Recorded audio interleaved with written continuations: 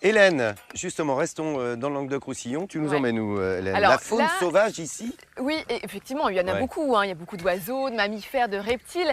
Et il y a un centre de soins de la faune sauvage à Ganges, à 20 km d'ici, du cirque de Navacelles, où une vétérinaire, une consoeur, Marie-Pierre Puech, consacre la moitié de son temps et de ses locaux à prendre soin des animaux sauvages qu'on pourrait trouver blessés ou pourquoi pas abandonnés. D'ailleurs, quand vous trouvez un oiseau, un petit oiseau juvénile au bord, qu'est-ce que vous faites? Moi, je le mange, moi.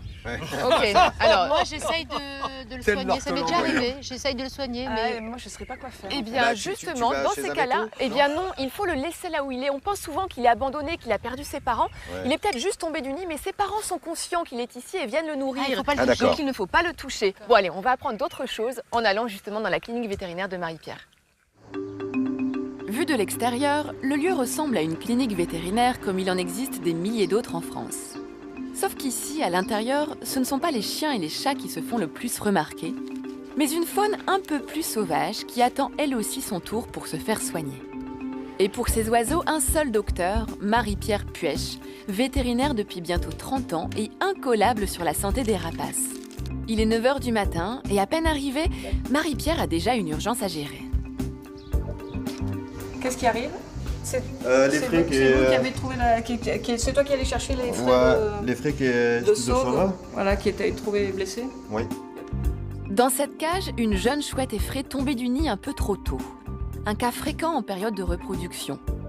Plus perdue que blessée, la petite chouette va quand même rester en observation quelques jours. On va lui proposer à manger et donc entre ce soir et demain, si elle n'a pas mangé seule, on l'aidera à manger, à reprendre ses habitudes et très vite elle sera en volière. Si pour cette chouette, tout se termine plutôt bien, d'autres fois la situation est nettement plus critique. Une urgence en chassant une autre, cette fois c'est un chouka des Tours qui arrive dans le bureau de Marie-Pierre. Blessé à l'œil et un peu maigre, pour cet animal c'est la radiographie qui va révéler l'origine de ses blessures.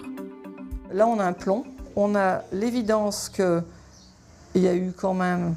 Ça, c'est un impact humain là-dessus. C'est pas que les voitures, les insecticides, les pesticides. Des fractures ouvertes, pourries, infectieuses. Plus vite elles arrivent dans les lieux, les bons lieux qui vont être pris en charge, et plus vite l'animal va pouvoir repartir. Une prise en charge rapide et efficace, rendue possible grâce à l'énergie et au dévouement de la vétérinaire et de la cinquantaine de volontaires qui l'entourent. Des premiers soins jusqu'à la chirurgie, en passant par le nourrissage des plus jeunes, ici, tout se fait de manière bénévole. S'occuper de rapaces souvent laissés à l'abandon devient alors quasiment un acte militant. On fait comme une bille à jouer d'enfant. Voilà. Et ça correspond à peu près à ce qu'il doit manger en un repas. À travers les oiseaux, en fait, on fait avancer l'humain. Et à travers l'humain aussi, on fait avancer les oiseaux. Donc c'est un échange, en fait.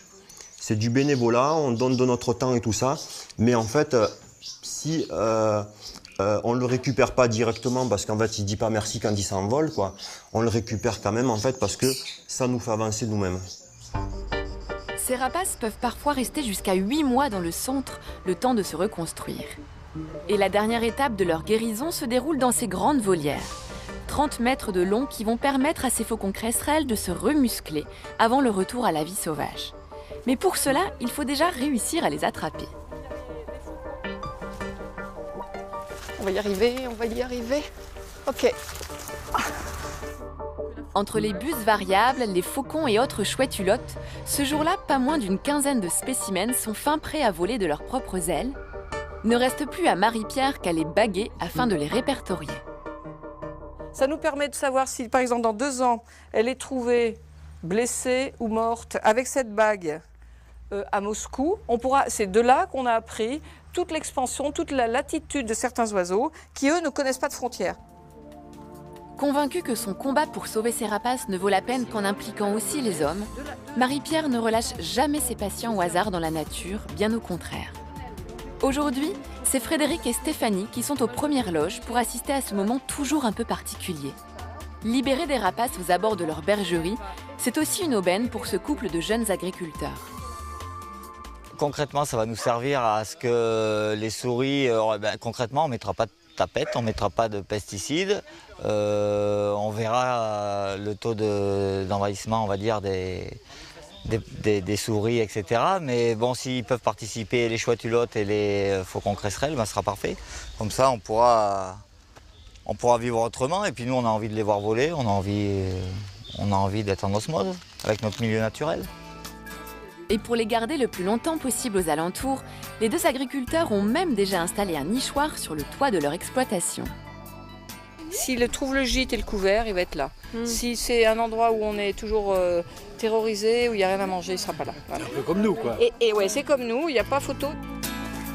Direction maintenant le massif des Cévennes, cette fois-ci loin des activités humaines. Un cadre privilégié pour un retour à la vie sauvage attendu autant par les rapaces que par les hommes. On avait dit qu'on boirait le champagne si elle repartirait.